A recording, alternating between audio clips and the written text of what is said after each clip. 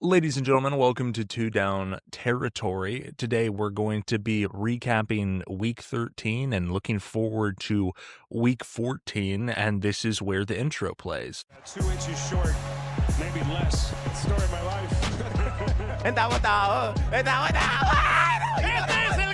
It's been a while since he's seen a hole that big. If you say he's a bust and you end up right, it's not because you're some genius. It's because you got lucky. How I feel, man? Tell me how I feel, El Freaky. We pray that these perk 30s would nourish us and allow us to throw the ball. They got to go get this bread. If you suck, you might as well suck with purpose. And so...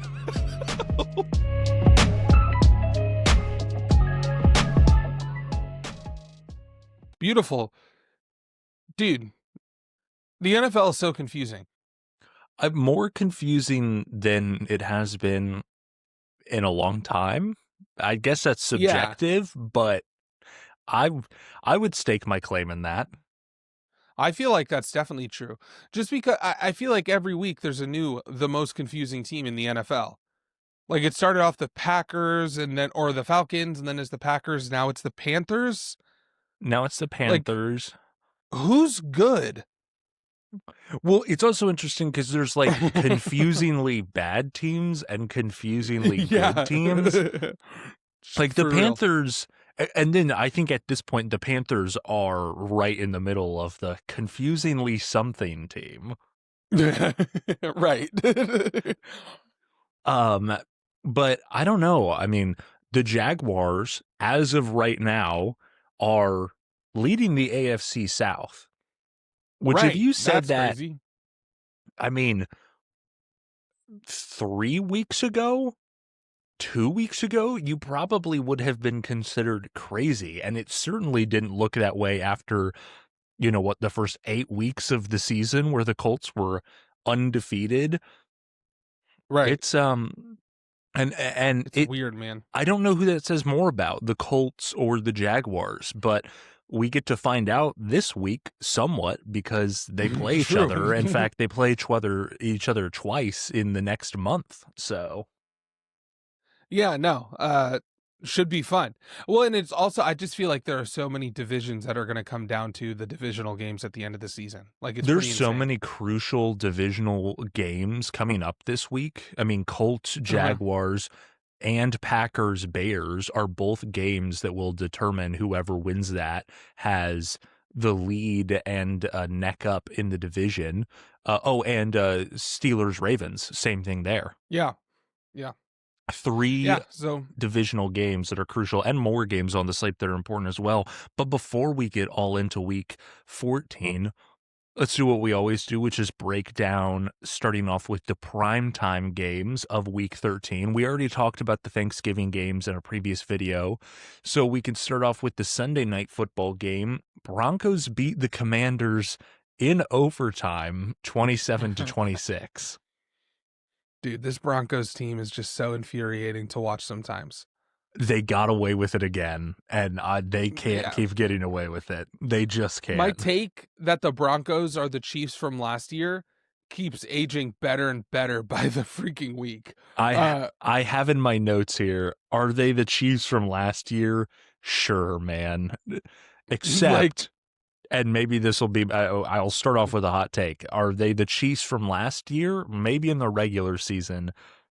This team is not making it past the divisional round. I don't think so. So that's really the question in my mind for the Broncos. Like, I know we're supposed to be recapping the game, but just to kind of skip ahead, my question is just like, when is this going to implode? Like, is it going to be the Super Bowl? Like Broncos Rams Super Bowl, and it's just a repeat, like 50-0.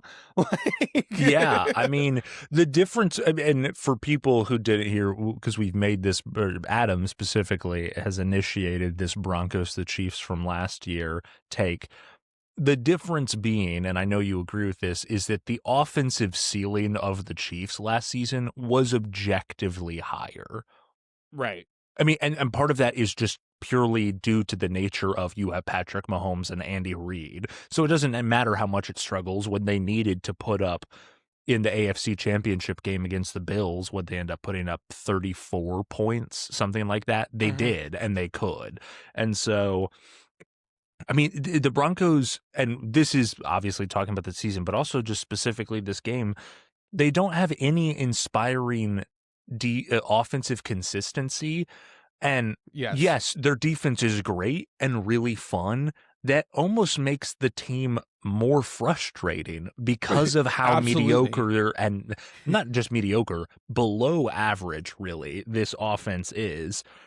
And so, I mean, there's really not much to say other than they won another game in overtime because their defense made a play. Right. And it's annoying too, just because like Bo Nix just looks so good and so bad in the same game all the time. Like wild, incredible touchdown pass, right? Where Uh-huh. he's, falling on the ground, just like incredible play. According to NGS, that had a 30.8% completion probability. So I've Wow. done my research. Good job. And then just before the half, they scored another touchdown. Really nice 10-play, 64-yard touchdown drive.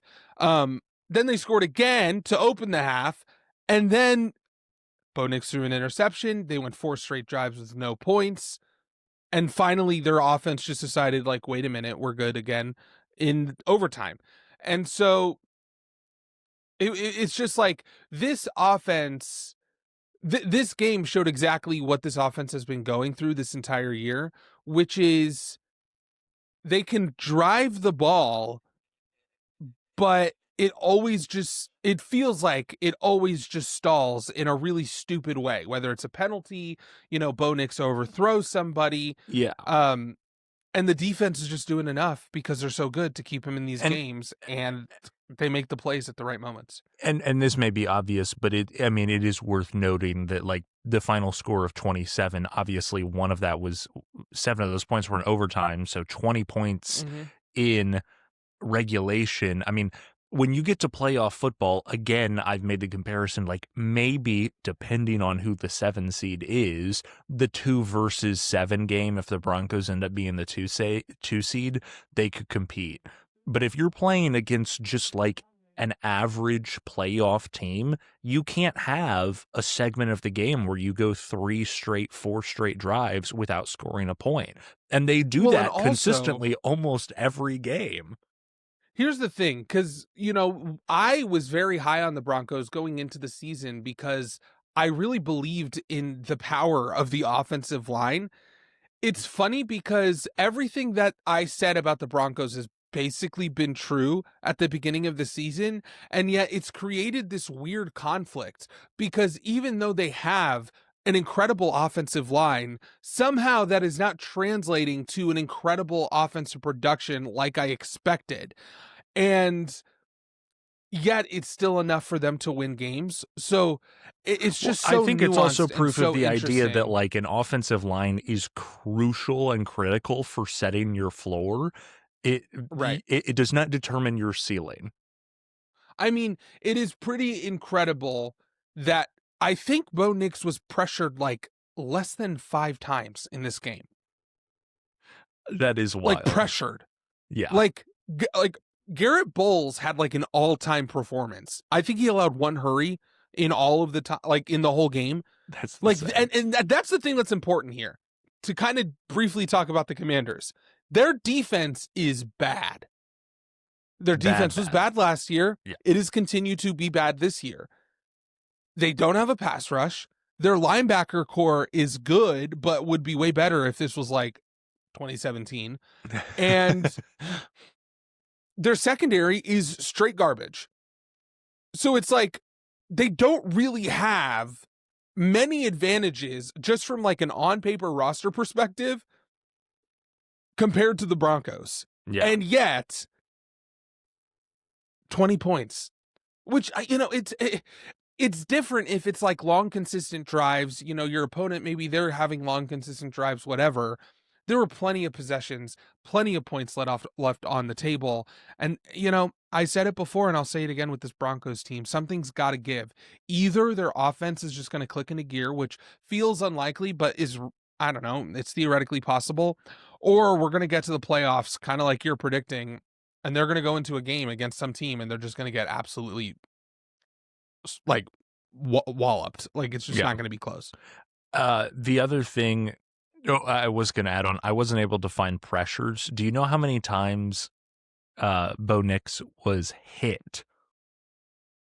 4. How many? He was only touched 4 times. Yeah. I mean, come on. Insane. How do you do that? Insane. Like, how do you have that? You have everything going for you.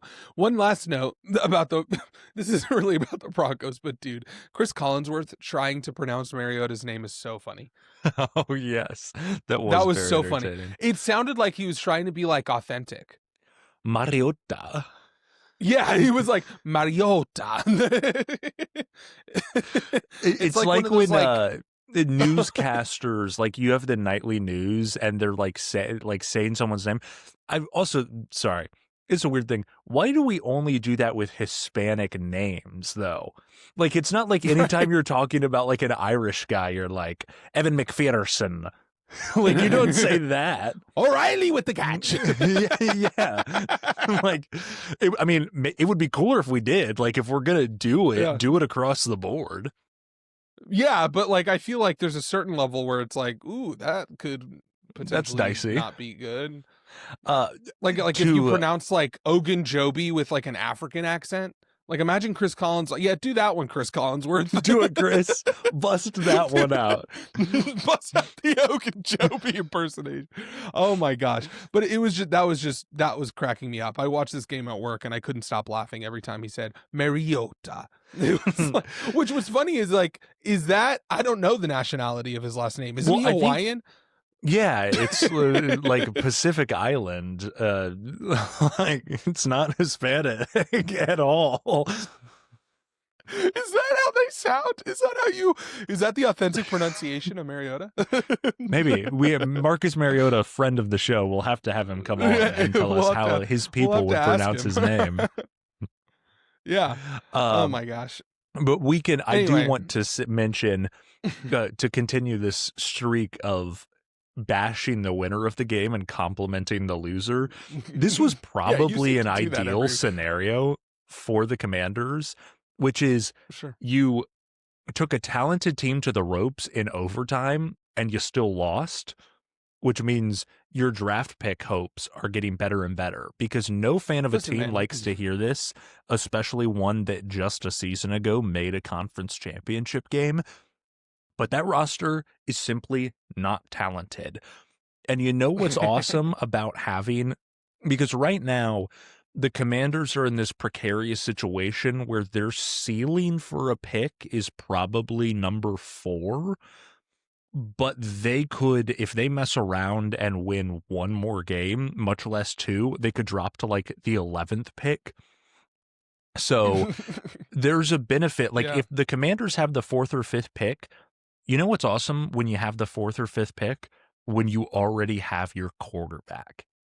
Because at least 2 of the teams ahead of them, you know for a fact, are picking QBs, which means you're getting blue chip premium non-QB, capital. That's awesome. And so, sorry, Commanders fans, but you should be tanking. Oh, yes. It just provides, especially in a class like this one that feels like it's going to be pretty decent when it comes to the quarterbacks. So it's just like, I don't know. It allows for a lot of flexibility to move back, stock up on some draft picks. Same with Titans are in the same boat, where it's like they have a lot of flexibility to kind of do whatever they want, whether they want to get a guy like Reuben Vane or do they want to, whatever they want to do. 100%. Yeah, no, but to your point, I think that any team who's right now, competing for a high draft pick, if you want to make yourself feel better, play the Broncos, because you're going to be playing the number 2 seed in the AFC, and yet it's going to feel like a win. That's 100% true.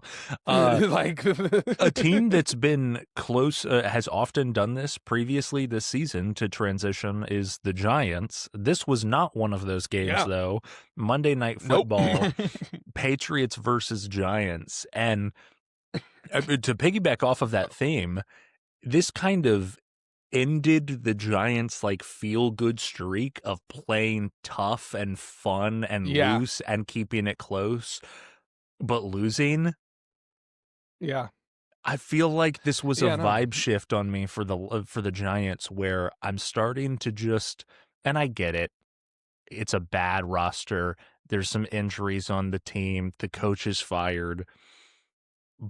But man, the Jackson Dart tape, when you really break it down, is not that good.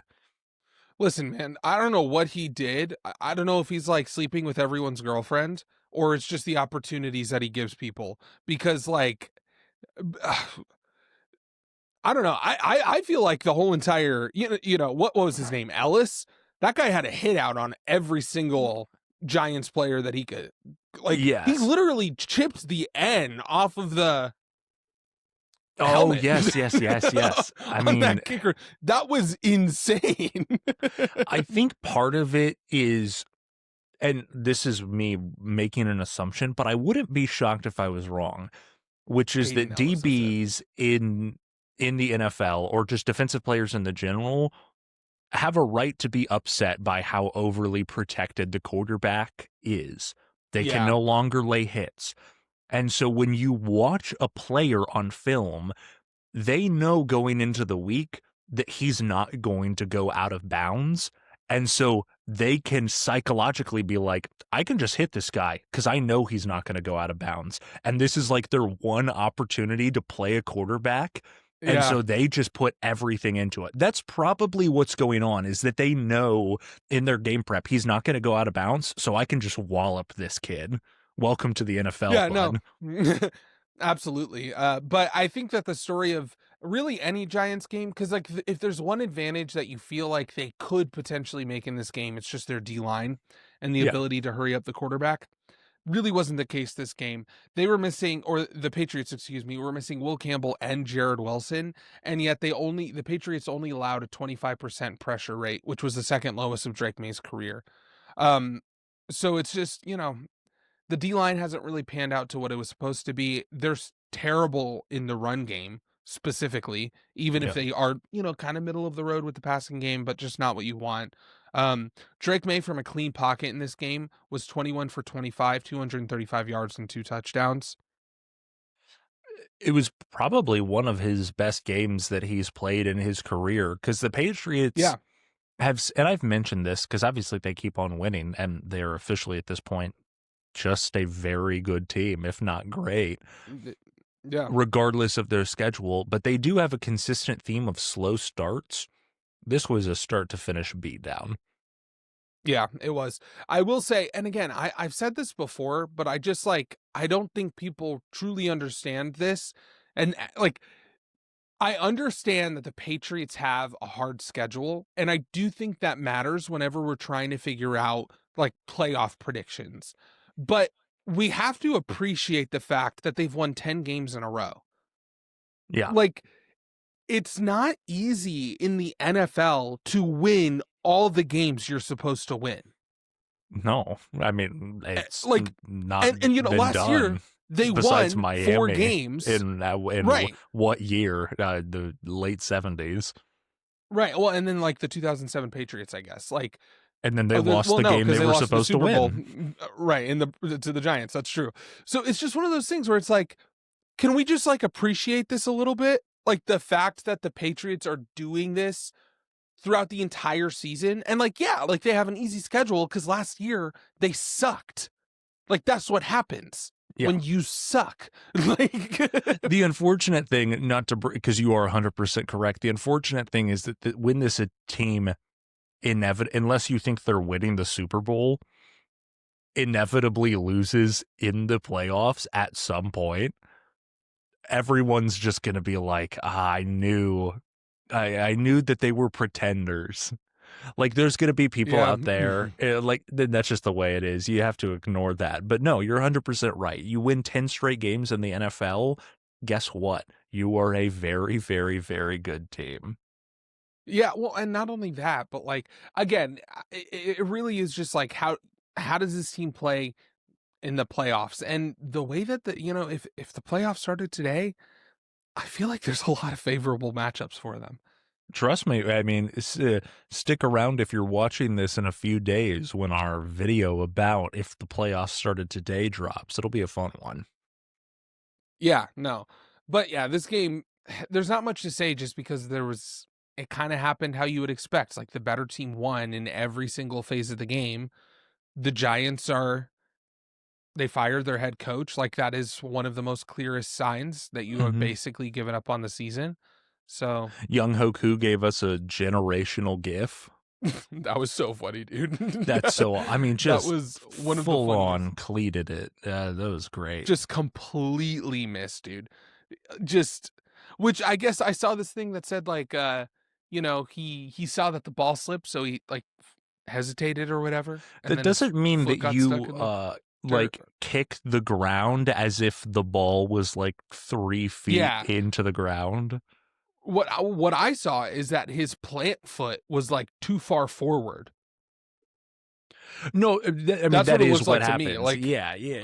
No, but it's just, I mean, it's something that you almost never see. It was awesome. Well, especially for a guy who was just released by, his first team, the Falcons, because he missed multiple, game-tying, game-winning field goals, right? Like, He missed that. I think it was an extra point against the Buccaneers in week 1. No, he got the yips. I think he missed a field goal. And he has them still. Yeah. Yep. Sure does. But the other thing, Abdul Carter, I feel like we're seeing that a lot this year with these players getting like healthy scratched. One of the craziest reports I've ever read. When I saw that report, I legitimately laughed out loud so hard at work that I had to step away for a moment. Crazy behavior. That's absolutely wild. I mean, like, is it almost deserving of like a dog? Like, not really. But I mean, it approaches that level of like, what? What has to be going on in your mind? Dude, I have no clue. And look it up if you want to know why Abdul Carter wasn't out there for the first drive. And you will Does he lose the ability to win Defensive Rookie of the Year? I mean, which I don't even know if he'd win it now. I don't know if he'd win it anyway. I don't know what the odds are. I think it almost makes it crazier if he does win it. My goodness. Right. At the awards ceremony. Oh my gosh. Oh my gosh, dude. Just ridiculous. Anyway, crazy. We can move on. There was not really many big takeaways from this game because it just kind of was the same story as always. Giants are bad. Patriots are good. I think the next biggest game that we have to hit, and probably the one that had the most playoff implications, was Texans-Colts. Sure. I mean, the Texans, you called it, Adam. A great pick by you of Texans upsetting the Colts in Indy. What was your takeaway from this game? Because I didn't really know what to make of it. I came away feeling worse about the Colts than I did better about the Texans. Yeah, my takeaway from this game is that I think that the Texans, there's not really a team that I feel like they will lose to as long as the other team doesn't have a good pass rush. And so that really was the main line of thinking for why I picked the Texans. It was just as simple as, they have Leatu Latu.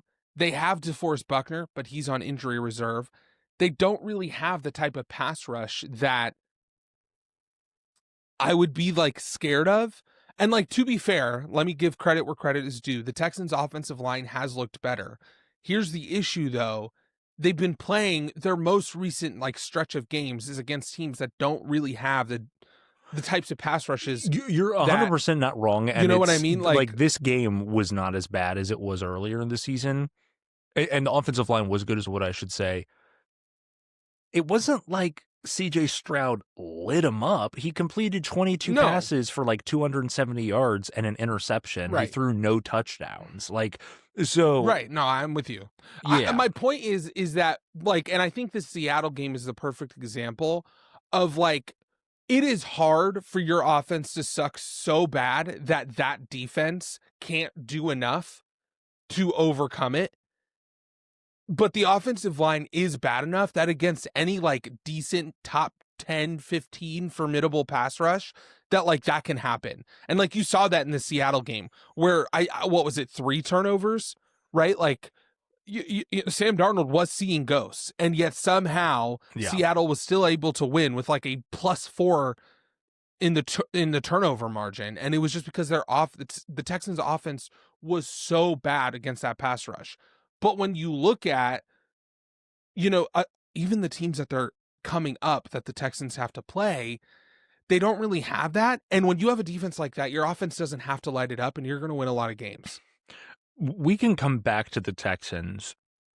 I want to point out something to you, Adam. I'm going to read you the next and the final 5 games of Indianapolis's schedule. The Jaguars, the Seahawks, the 49ers, the Jaguars again, and then the Texans again. Yeah, that's tough sledding. I mean, the worst record on that remaining schedule is the Texans, who they just lost to at 7-5. Every other team that they play is either 8-4 right now or has 9 wins. Here's the thing. This is a very random tangent, but I can do this because I'm a Chiefs fan. I'm officially at the point where I'm all in on the Jaguars because the Chiefs don't have the tiebreaker against the Jaguars. They do against the Colts. There's a world in which, because Indianapolis has looked bad over these last 3 weeks, there's a world in which Indy misses the playoffs. That's how tight this race is. Or like Indy ends up as the 7 seed. There's a world in which after, what was it, an 8-0 start, it could get bad. Because they lost pretty early to the Rams. Oh, that's right. It was a 9-1 start. Right. Yeah.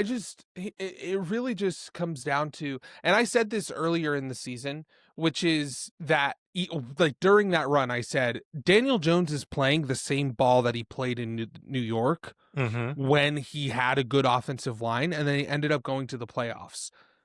But it's like Daniel Jones is also the type of quarterback that under pressure makes everything way worse.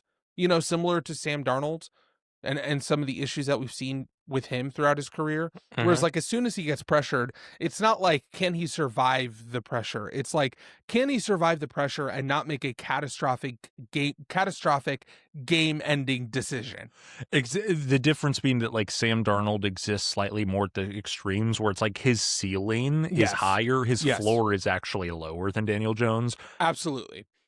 But no, you're 100% my point right. being that, recently the Colts, have been playing against, not particularly from a personnel perspective, but like, the Chiefs game and the Texans game, they lost to the Rams early on. Like, those are the types of teams, those are the types of personnel, those are the types of defensive coordinators that are going to give you pressure and be able to take advantage of such a blatant weakness on your offense.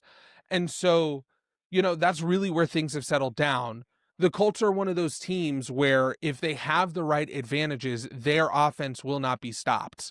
But if they're playing the one type of team that's their kryptonite, it's going to look bad. And it's just because of Daniel Jones.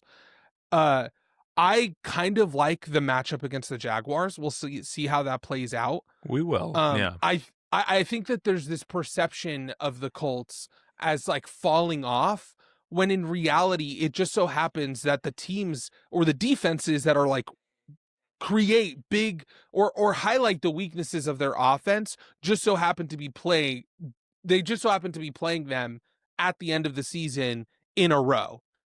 And so like we see this crazy run from the Colts, and then now they're falling off, when in reality it's like they're the same team. It's just, they just so happen to be playing 2 teams in a row that 100% can exploit that weakness. Because right now the Colts are 8-4, so they lost to the Texans and the Chiefs most recently, obviously. They lost to the Rams early on in the season, and then, which even that game, that was like the fluky game where it's like they, if Adonai Mitchell wouldn't have dropped that touchdown, they would have won the game. And then who was their other loss? That's 3.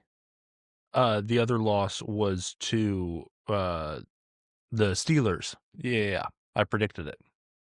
Right. And again, it was the pass rush, right? Like the Colts actually looked great in that game, except for Daniel Jones' catastrophic mistakes and TJ Watt really taking over and Herbig taking over and, all of those plays. And so I guess my point is like, I'm not totally out on the Colts. I just think that if they are going against there's a certain type of team, whether it's through personnel or through scheme, that if they're able to penetrate that offensive line, which is really, really good, it's not going to be good for that offense. And their defense is not going to win them games. Here's the magic number for the Colts, 21. If the Colts score 21 or more points in a game, they win. If they score 20 or less, they lose. That's been all 4 of their losses.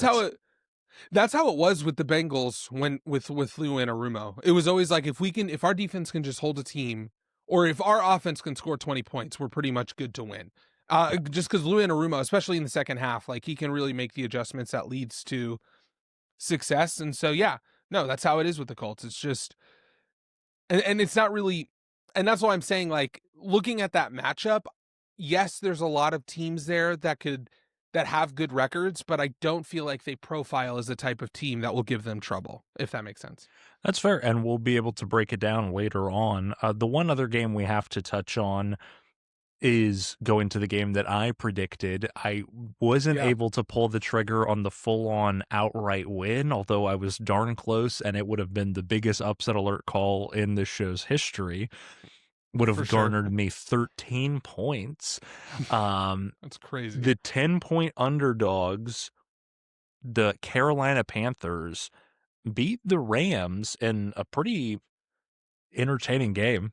It was fun. Really, it was just a good fun. It was a great football game. It wasn't something where it's like the Rams played a terrible game and then therefore the Panthers took advantage. I mean, 31-28.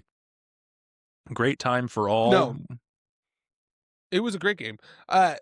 This was, in my mind, this is like the prototype that team should use to figure out how an underdog can beat a really good team. The run game, consistent offense, staying ahead of the chains, shortening the game, and then also turnovers. It was kind of funny, the timing of how Sam Darnold broke the record for like the most amount of touchdowns in a row without throwing an interception, and then immediately had 2 interceptions, including a pick 6 to Michael Jackson, which is pretty epic. That was awesome. Yeah, I mean, it really just boils down to, again, really balanced rushing attack. It didn't like light up, the box score, but I think the eye test says like they were just doing enough with the run game to be able to stay ahead of the chains. And then it really, really, this game came down to like 5 plays, which is generally how it happens whenever you're talking about a close matchup in a shootout. It was obviously the first 2 turnovers, right? You had the first interception and then the pick 6. It was then the 4th down conversions for touchdowns. Yes. Right? Yeah. Like that I think it was 4th and 9 maybe. That completion to Tetero McMillan in the end zone was absolutely incredible against Emmanuel Forbes, who's been playing really, really well. He kind of had an off day, and then the final play, Derek Brown, got to shout out Derek Brown having an all Pro Bowl season, right? Yes. Like absolute monster strip sack. Then the Rams never had the ball again. Looking long term for the Panthers, they're 7-6 right now. The unfortunate look is that they have a game that they should win, but obviously have to win coming up against New Orleans. And then they have Buccaneers, Seahawks, Buccaneers. If they win against the Saints, and then they win one of those next 3 games, 9-8 is probably enough to sneak into the 7 seed. I don't know. They have some tiebreakers. They have tiebreakers over the Packers and the Cowboys. The Cowboys one being the crucial one because that's a team they're going to be probably in line with. It's a tough look. I mean, what are the live standings right now? I'm just trying to think. Dallas is technically ahead of them because Dallas has the tie, but they will actually probably beat out Dallas. I mean, there's a path. It's hard. It doesn't look good just because I don't know if 9-8 will win. We'll get them into the playoffs. No, like you're when right. you look at the playoff, when you look at the playoff picture, like there are just so many teams with 8 or 9 Now, what wins you have to consider that is that it's a weird thing, and this exists in both conferences, where part of the reason there's such a wide, like, how many teams are stacked at the top, like 1 through 9, with winning records, is because a lot of these teams up at the top have to still play divisional opponents that they're close with 2 times. Like Panthers, Buccaneers, Ravens, Steelers, Jaguars, Colts, Jaguars, all of these teams, and there's more out there, I'm sure, that they're close with each other and they still have to play 3 more or 4 more divisional games against teams that they're neck and neck with. So that will kind of shake out. But I mean, shout out to the Panthers, shout out to Bryce Young, throws 3 touchdowns. Great for them, and the Rams overall will be fine. One thing that's funny too is that like it just kind of goes to show like when Bryce Young has that look in his eye, you know that the Panthers are going to have a good day. And sometimes he does, and sometimes he doesn't. And it's like random. And it's one of those things where it's like I hear all these analysts trying to use, like really thinking deeply about the Panthers to try to figure out what's going on just because how confusing they are. I think it's just as simple as sometimes they play well and sometimes they play bad. Yeah. I mean, and we saw this last year. We did, not at this level as much, but you had those moments, especially at the end of last season, where it was like, you could just see that Bryce Young wanted to be good at football today, and he was able to be. And when he does not feel, the 49ers game is a perfect example. That whole game, it was like, he just didn't feel like he could do it. That's but then the when one he feels like he can do it. That's the one, if they finish 9-8, will come back to haunt them, because that win, obviously, 10-7, and also gives them a tiebreaker over San Francisco. That's a game where I'm not saying, they should have won, but if you look back at the season and like Carolina's the 8th seed on the outside looking in, that game is the reason why. Yeah, for sure. But no, definitely a really interesting game. And I think, no one, people keep talking about the playoffs this year. Can they make it? This is not a team that's going to be contending for a championship. For me, I think this simply solidifies the idea that if Bryce Young can actually string together a consistent amount of games where he is playing confidently, this could be a really good team because they have the infrastructure. They have the foundation. I mean, this season is the most excited I've been as a Carolina Panthers fan since, or if I was a Carolina Panthers fan, I should say. Right. Since Cam Newton's MVP season? Maybe. It might be. Probably. It might be. So I don't know. That's where we're at. But we can go ahead and were there any other games you want to hit, or do we want to close the book on week 13? I don't think so. A lot of blowouts, some of these games I will reference when we get into the week 14 predictions just in passing. Myles Garrett got another sack. Oh my gosh. Yeah, I want to talk about this. Dude, Myles Garrett inside move against Trent Williams was so good. Yeah. It was absolutely it was like no one can do anything about that. Like how and that's it was Trent so Williams. Fast. Right. You were watching it and you were like how did he move that? He like teleported to the other side of him and just like walked over and, no, it did. It got looked Purdy. It was ridiculous. Like disassembled himself and phased through the offensive line. It looked like a Madden glitch. Yes, that's a good way of putting it. That's exactly what it looked like. It looked like a Madden glitch. It was just like, how did he do that? It looked like the game lagged and then it snapped forward and Myles Garrett was just like past the offensive line, and you're like, how did that happen? It was absolutely ridiculous. Well, and what's crazy is he got on that play, he was touched or chipped by George Kittle. So you had the best blocking tight end and the best tackle of this generation double teaming him on that play, and he made them look silly and got the sack. That's number 19, well on the way for the record. Is there a world, that was insane, assuming that let's just say he gets only 3 sacks in his next 4 games, which is still enough to break the record, and he breaks it by half a sack, gets 23. Do we drag people out into the streets and execute them if it's not a unanimous depoy vote? Yeah. Heads, for sure. Heads should roll. I'm making myself get mad thinking about the fact that there is a chance that he could not be unanimous.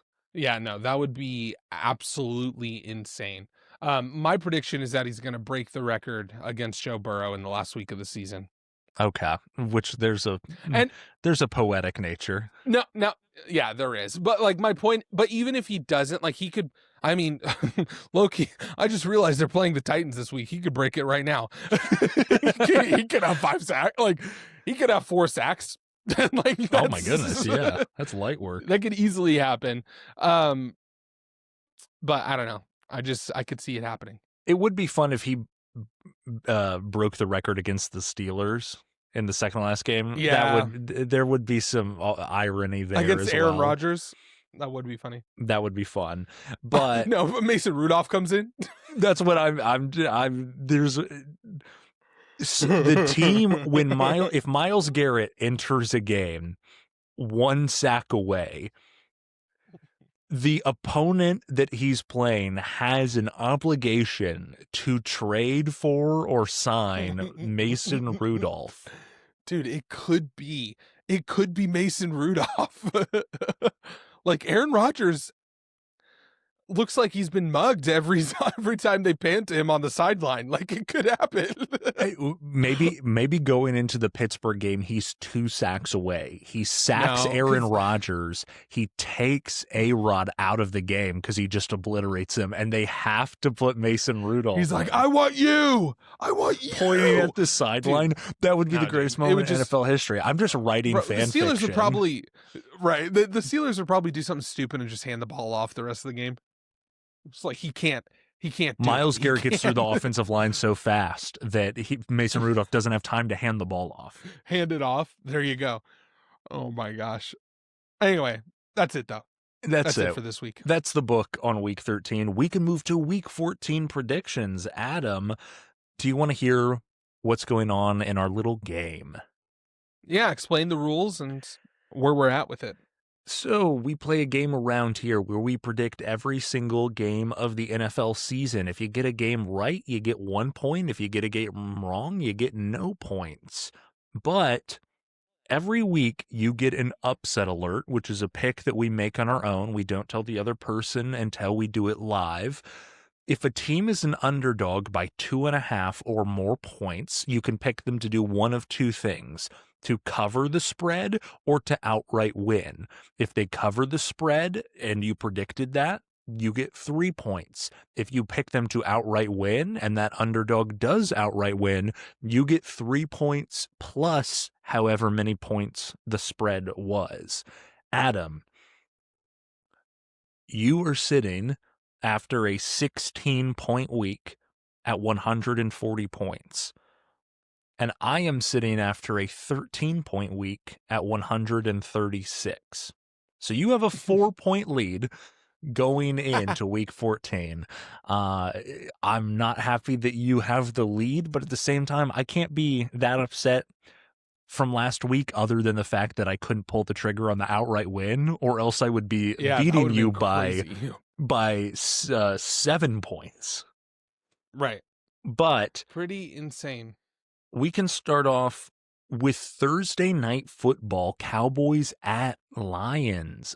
All of a sudden, very important game for the NFC wildcard Really race. important. Both of these teams, I dare I say, must win for both of these teams. Yeah, no, definitely. If they want to make the playoffs, then yes. Well, I think that there's a world, like, it's a must win for Dallas, but I think Detroit is officially at the point of this is also a must win. No, I think so too. Yeah. So yeah, no, for sure. The way that the division is cracked out, and it's specifically because they lost both games to the Packers.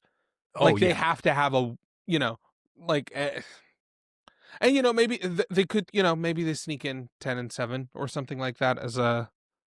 It would still be even tough. That's hard. Just yeah. It's there's no guarantees. The way I'm leaning in this game is that the Cowboys have been so hot and the Lions so low.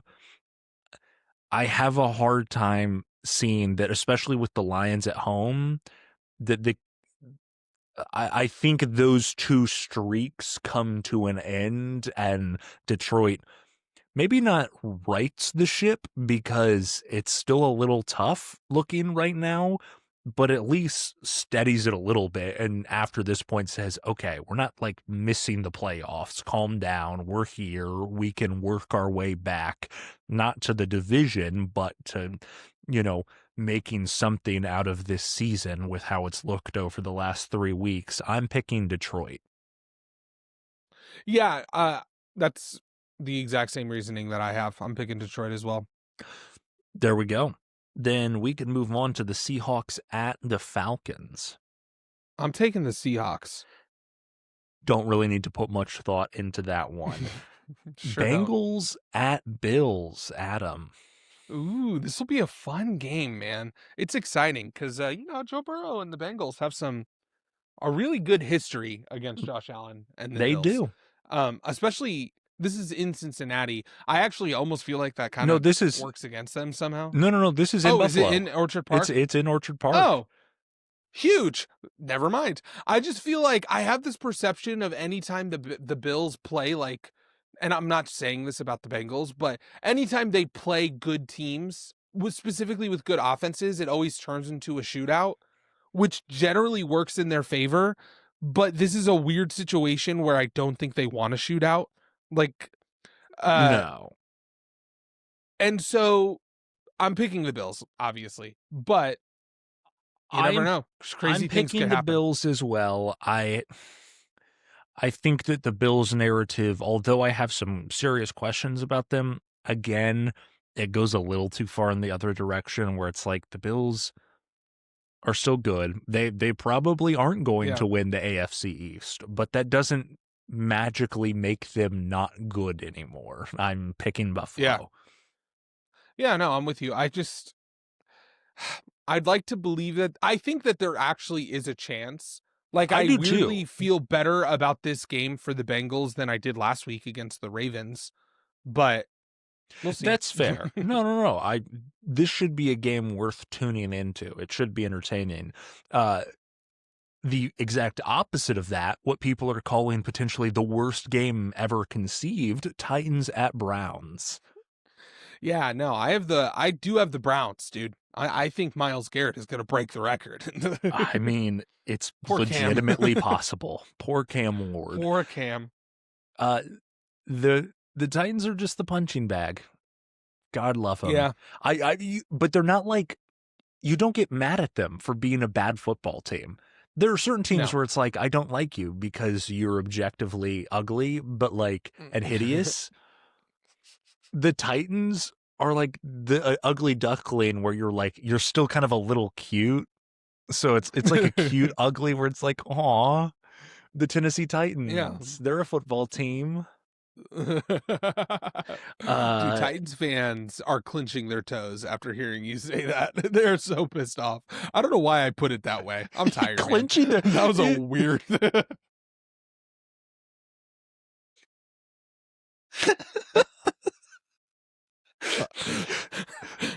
Isn't clenching their toes like? Wouldn't that be like they're kicking their feet up back and they're clenching their toes? Dude, they're clenching their toes in anger, is my point.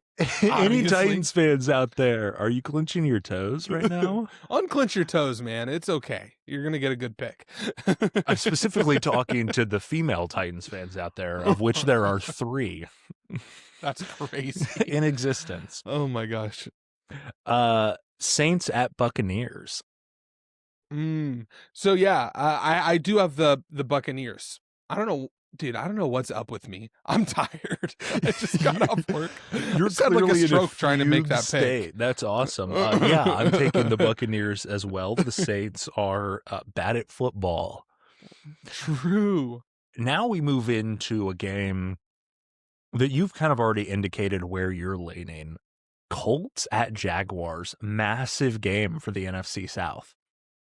Yeah, I am picking the Colts. But this is kind of like the last straw, if you will. Mm-hmm. I think that this is obviously a really important game, not just for the division, but also just to, I think like as a team, like this is going to be a really important win for them. Like no, I think this is one of those games right where now, if the Colts lose, the wheels could fall off. Yes, that's exactly my point. Like this could be, because, obviously they've lost 2 games in a row, but like I feel like this could be the game where it's like, oh, yikes. And unfortunately, they don't have a good history against the Jaguars.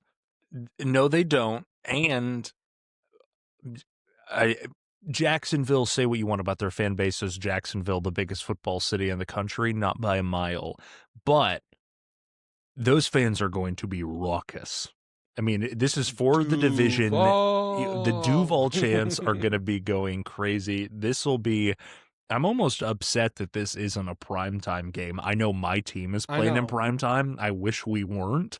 They should have flexed this game to the Sunday night football, but yeah, it'll be an enjoyable afternoon game. I am picking the Jacksonville Jaguars. I just am. Upset alert? They are not my upset alert. I don't know if the spread is even big enough. I don't think it is. The Colts are only favored by 1.5. Yep. Which basically means, which is home field advantage for the Jaguars. So Vegas is basically saying they think right now that the Colts are 3 points better on a neutral field than Jacksonville, which is a big swing from where we would have been earlier in the season. These teams have really evened out. Dude, I'm telling you, like, this week was so hard to pick an upset alert. It was. There was kind of only one game that stuck out, and I'm afraid that we both picked it. But we'll get to it. There was not a game that stuck out. I feel terrible about mine. Okay. All right. We can move on because I'm picking the Jaguars. Steelers at Ravens. Yeah, this is a game where I think that we've already seen that the wheels are falling off in the Steelers camp, so I am picking the Ravens.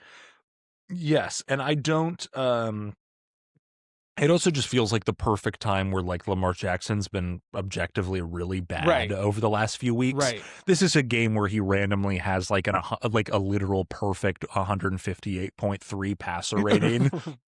Right. Like this is in fact, I'm going to go ahead and stake that claim right now, even though that's a wild prediction. Lamar Jackson will literally have a perfect 158.3 passer rating. I like it. Broncos at Raiders. Yeah, where are you going with this? I mean, when are we going to start having the narrative that the Broncos have one of the easiest schedules? Yeah. I guess. Man, give me the Broncos. Ugh.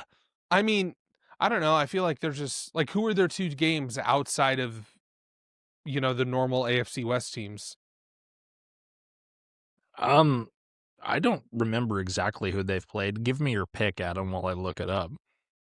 Well, the only reason I'm saying that is because like they play most of the teams the Chiefs play. So like, well, You need to shut it right now. The Raiders are in their division. They're going to play them twice. And then they played the AFC East, which had the Commanders. Like, so did the Chiefs. I don't really know what your point is. The NFC North, I think. Like, I don't Anyway, I'm picking the Broncos. You just completely decimated me. I know. I can't even say anything in response to that. You can't say that a team in your division has a sneakily easy schedule at some sort of point. It's like, okay, like 90%, I think, other than what, 2 or 3 games, it's the exact same schedule. Listen, man, situational football, okay? It's about when you play the team. And if those teams so happen to be harder for the Chiefs, no duh, that we're talking about a team that lost in the wild card and a team that lost in the Super Bowl. Anyway, I digress. I'm picking the Broncos, but this is my upset alert. No way. I think I'm like, the Broncos have a pattern. The spread, I'm almost at a point where I want to see how many points we would have had if we would have just picked the Broncos, the team that the Broncos are going against to cover. Yeah, probably a decent amount. What's the spread? Right, like 7.5. Man, okay. The Raiders' offense is abysmal. It's terrible, but it was a 7-3 game or 10-3 game last time they played. Oh yeah, I forgot about that. No, it wasn't. It was 10-7. So like, I'm just saying, like, it could be a 1-point game. You're not. And like, wrong. I'm just looking at all of these games, and I don't feel good about any of them. Well, it's just like historical precedent. Broncos win close games, and so I'm gonna hope it happens again. I Which don't. This hate is really that funny. Pick. This the total like the point spread. The over-under is 40.5, which is pretty low for an NFL game, but feels way too high. Yeah, both of these teams are going to put up an average of 20 points. No, I think the only way that happens if the Broncos score 40. Bears at Packers, a massive game for the NFC North. Whoever wins this game. This one's pretty funny. The Bears are the #1 seed in the NFC, and they're favored to lose by at least 6.5 points. Which is why they're my upset alert. Why they're your upset alert? I mean, that makes sense. This stuck. Are you picking the Bears to win? I'm picking the Packers to win, but 6.5 points when you are the #1 seed in the conference is crazy. What's weird about it, though, didn't the Packers like blow out the Bears the first time they played? Or have they played yet? They might not have played yet. No, I might be they the haven't. Lions game. They haven't played yet. I don't believe they're another one of those teams that have 2 games left against each other. I just feel like the Packers are going to destroy them. But destroy? But it could not. It could not. You know, if they can get their run game going like they did against, even relatively close to how they did against the Eagles. Yeah, I mean, the Bears play the Packers. Those are 2 of their next 3 games. They play twice in 13 days. Yeah. Yeah. I don't know. We'll see. I don't hate it, obviously. Right. Like, I just think that's like, that's typically not the way that my brain works because I don't sports bet, but I keep a line on spreads. And I know this much typically, barring certain situations. If a team is the #1 seed in the conference and you're getting like this deep into the season and you're getting 6.5 points, take the points. Like, right. I'm not even like, I almost feel kind of ashamed for taking this because it seems easy and I'll probably get punished by the Bears getting beat by like 20 points. But that spread when I came across it shocked me, even with the Packers being at home. And also, I'm still picking the Packers to win, but that offense throughout the season has not inspired me to be the type of team that blows a team out. Well, and, you know, again, we talk about it every time we talk about the Packers. It's all on Jordan Love. This could easily turn into a game where the Bears continue their weirdly generational run of interceptions, where it's like they just casually are winning the turnover margin like crazy this year. You know what? If they You know what? continue that in this game, they could easily keep a closer win. I'm not predicting that the Bears will win, but the objectively funniest way that the Bears will win is if the Packers, if it's a tie game, the Packers have the ball with like a minute left. They throw an interception and it's returned to like the 10. And then they hand the ball off 3 straight times, the Bears do, and it goes down as yet another Caleb Williams game-winning drive. Is he the clutchest quarterback in the NFL? Look into how many quote-unquote game-winning drives Caleb Williams has this season where he threw like 1 or less passes. There's been at least 2 game-winning drives he's had this season where he hasn't thrown the ball. Yeah, it's pretty crazy. But we can move on to what probably should be a pretty straightforward game. Rams at Cardinals. Rams coming off of a loss. I think that they make the Cardinals their play toy. Yeah, I agree. I'm going with the Rams. Yeah. Massive game. Must win for both teams and huge for this is a crucial tiebreaker between each other for both of these teams as well.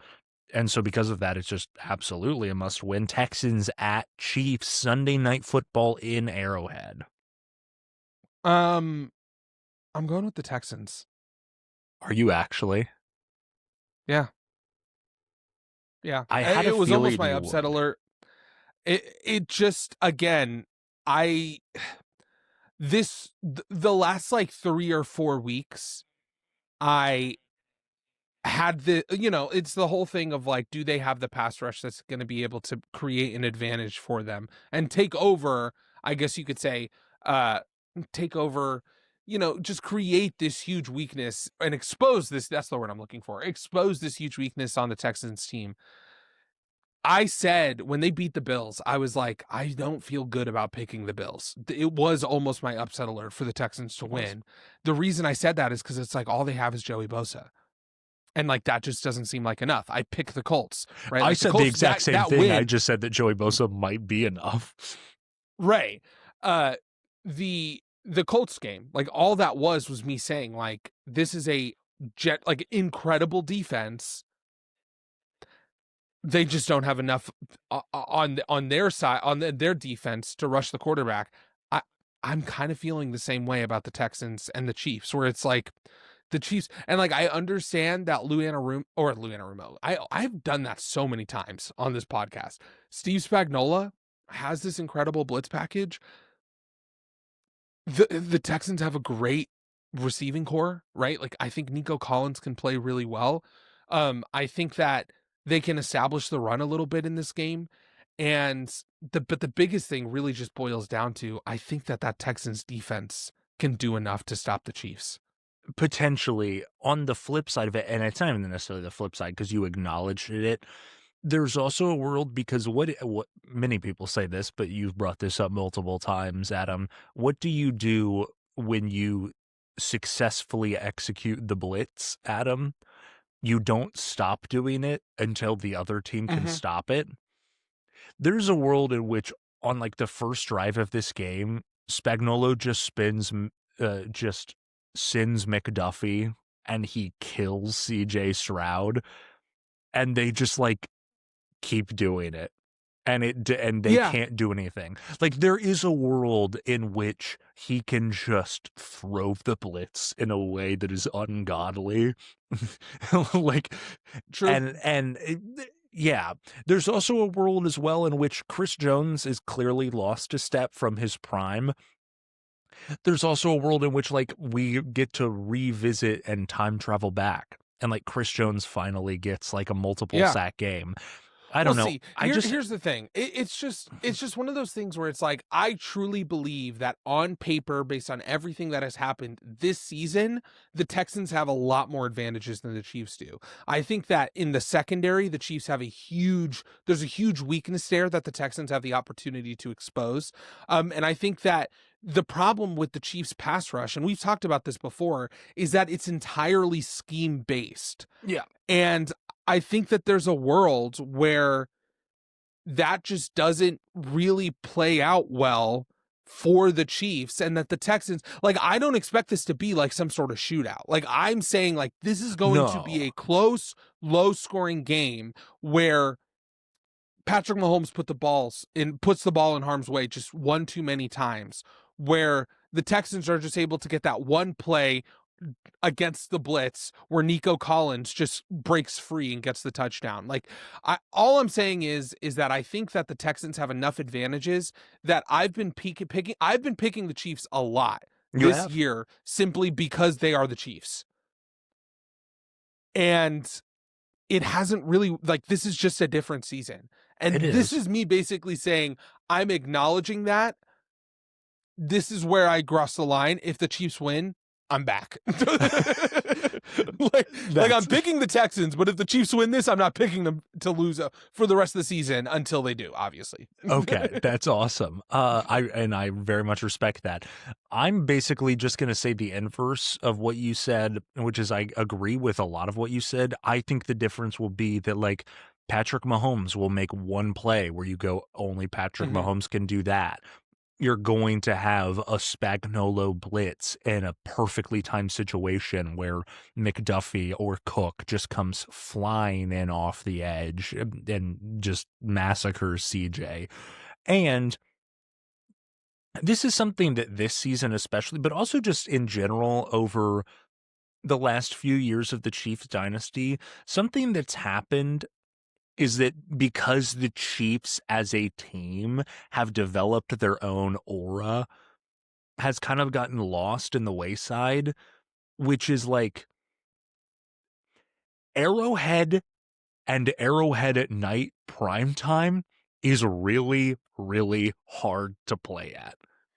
True. Like, it's probably the toughest road game that you can play in the NFL. Like, the crowd is a factor. Yeah. And, like, am I biased? Yes. But also, are they objectively the loudest crowd ever recorded in modern sporting history? Yes. And I've been there. So I just think that it's crazy. It's wild. When the chop gets going, you feel it's like a spiritual event. Yeah. I think that these teams are, maybe more than some people would admit, they are that evenly matched up. I just think slightly more of the edges go the Chiefs' way, and it is a low-scoring game. Like, the Chiefs win this 24-21. So yeah, no, again, it's just one of those things where it's like everything that you can say for the Chiefs is what we've been saying all year, and it just hasn't materialized. That's like fair. It's the same reason why I picked the Cowboys last week, or why I picked the Chiefs last week, and it just didn't work out. And so, like, I picked the Chiefs to beat the Broncos, and it was the exact same thing. I think that Will Anderson Jr. can have an absolute field day. Like, I think that Derek Stingley is not going to get beat a lot. By the way, Derek Stingley just had an incredible game. When you look at, like, the advanced metrics, it's actually pretty crazy. My point is just that I think that the Texans have enough that, again, I'm not going to pick a lot of teams to beat the Texans unless they have a pass rush that I think is so disruptive that it can make the offense take away from what the defense is doing. And I just don't think the Chiefs have that this year. Okay. We can move on to Monday Night Football for the last game of the slate. Eagles at Chargers. I've seen a lot of, Justin Herbert likely isn't playing. He had a minor surgery, and I've never really heard of a surgery, no matter how minor it is, where you come back the same week. Yeah. So, like, they were acting like, oh, he'll be a game time decision. I'm like, after a surgery? I don't care if it was, like, on his pinky finger, but what are you, like... So, yeah. Even despite that, though, I'm still picking the Eagles in this situation. This is a trap game. Even if Justin Herbert was playing, this would be a trap game where too many people with the Eagles being down would pick the Chargers. I'm pretty confidently picking Philadelphia here. Oh, yeah, I am too. I think that again, it's just like, what what have teams done in the past to be able to beat the Eagles this year? And a run game is a big component of that. And while the Chargers, I think, profiled at the beginning of the season as a team that's really good at running the ball, as they've continued to lose all of their good offensive linemen and the ones that are left continue to play bad, it's like, nope, no more advantage there. No. So it's just like, if you can't run the ball against a team, you're not going to win. Like, their defense is going to be able to, Yep. I don't think, and it's not even about the Eagles offense. Like, I legitimately think that it might be a Cook's product. Like, I'm kind of there. Yeah. We'll see how the playoffs go. You know, no, they Jalen could Hurts win has this game 16-10, 13-10. Yeah. I mean, Jalen Hurts has this, like, you know, reputation for being able to turn it on at the biggest moments, but it's just like, I don't really see that happening. I'm pretty much out on the Eagles in terms of like Super Bowl contender area. We can talk about that. Yeah, but we'll talk about that later. But yeah, so I'm picking the Eagles in this one, but that is my pick as well. And that, yeah, that's the same. That's more so a sentiment going against the Chargers than for Philadelphia. That's our Week 14 predictions. Adam, your big upset alert is the Raiders covering against the Broncos. Mine is the Bears covering against the Packers. One of those seems much more legitimate than the other, and yet yours probably has a higher probability. That's what it feels like, kind of. Yeah, no, pretty crazy. That's a dirty tricks, Adam. But I have to give you respect. I'm taking advantage of a pattern that I've witnessed over and over and over again. You're beating the system. You're breaking out of the matrix. Dude. Exactly. Well, that was Two Down Territory. If you liked the show, like it. I mean, tell us how much you like it. Tell us how much you like it. Tell us how much you like it, and tell us that you'll like it in the future by subscribing. Exactly. Adam, Jonathan, give us a player. Oh, okay. It's your turn. Okay, fine. Let's think. What did we talk about today? Talked about the Panthers, legendary Panther, Luke Kuechly. Luke Kuechly is whose highlights you should watch. Absolute dog. Call him Clark Kent. Call him Superman. He was the real Superman of that team. Screw Cam Newton. I'm going to be pulling up Luke Kuechly highlights like I'm Abdul Carter in the team practice facility. Whoa. Nah, dude. Luke, Boston College legend. Boston College legend, ultimate white guy, top 10 cracker of all time. Shout out. Dude, no, for real. Like, just absolute ball knowledge through the wazoo. Through the roof. Just absolute. What is with me trying to, like, say common idioms? Through the wazoo? What the hell does that mean?